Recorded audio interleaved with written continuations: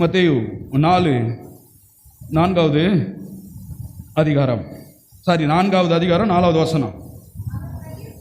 அவர் பிரதியுத்தரமாக, மனுஷன் அப்பத்தினால் மாத்திரமல்ல, தேவனுடைய வாயிலிருந்து புறப்படுகிற ஒவ்வொரு வார்த்தையினாலும் பிழைப்பான் என்று எழுதியிருக்கிறதே என்றார். சரி, காணக்கூடிய சரீரத்திற்கு ஆகாரம் என்ன? நம்ம சரீரத்துக்கு சாப்பாடு என்ன? உலகத்தில் பார்க்கறது எல்லாமே என்ன பண்றங்க? சாப்பிட்றோம் இல்லையா? இதெல்லாம் நடமாடுதோ நீந்துதோ இதெல்லாம் என்ன பண்றங்க? சாப்பிட்றங்க இல்லையா? இது இந்த வெளிப்புறமான சரீரத்திற்கு அது ஒரு ஆகாரம். காணப்படுகிற இந்த சரீரத்துக்கு அது ஒரு ஆகாரம்.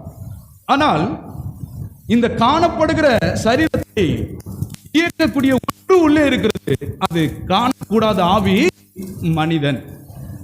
இந்த காணக்கூடாத ஆவி மனிதன் அந்த காணப்படுகிற சரீரத்தை என்ன பண்ணிட்டு இருக்குது? இயக்கி கொண்டிருக்கிறது. இப்ப காணப்படுகிற சரீரத்துக்கு போய் என்ன பண்றங்க?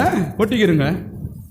ஆனால் காணப்படாத இந்த மனிதன், கவனிங்க, அவன் பாருங்க, இந்த சாப்பாடை விரும்புறது கிடையாது. இந்த ஆகாரத்தை அவன் அதுல பிரியப்படுறது கிடையாது. அவன் எதுல பிரியப்படுகிறான்?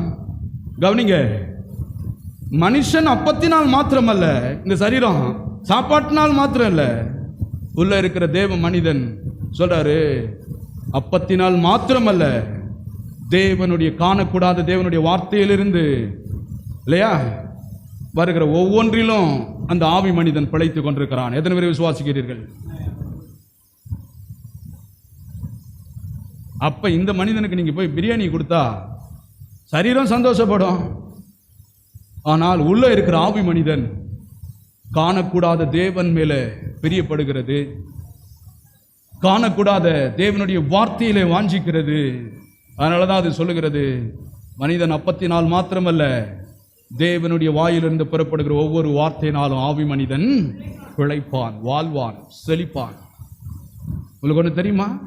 நிறைய பேர் சரீரத்திற்கு தான் நிறைய முக்கியத்துவம் கொடுத்து எஃபெக்ட் எடுக்கிறாங்க. நல்லது, அதுவும் நல்ல விஷயம்தான். ஆனால் இந்த உலகம் இதை அறிஞ்சு வச்சிருக்கிறது. பிசிக்கல் ரீதியாக ஃபிட்னஸ் எப்படி இருக்கணும், உடம்பு ரீதியாக எப்படி ஆரோக்கியமாக இருக்கணும் அப்படிங்கிறத அறிஞ்சு வச்சிருக்காங்க. ஆனால் அது நல்லது.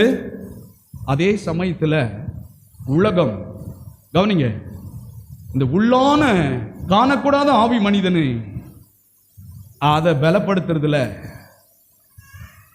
அதை தேவனுடைய வார்த்தையில் நடத்துவதில் உலகம் ஒட்டுமொத்தமாக என்ன பண்ணியிருக்கிறது? மறந்திருக்கிறது. நான் சொல்றேன், செடி வேர்ல சில காரியங்கள் செய்யும் போதுதான் வெளியே மாற்றங்கள்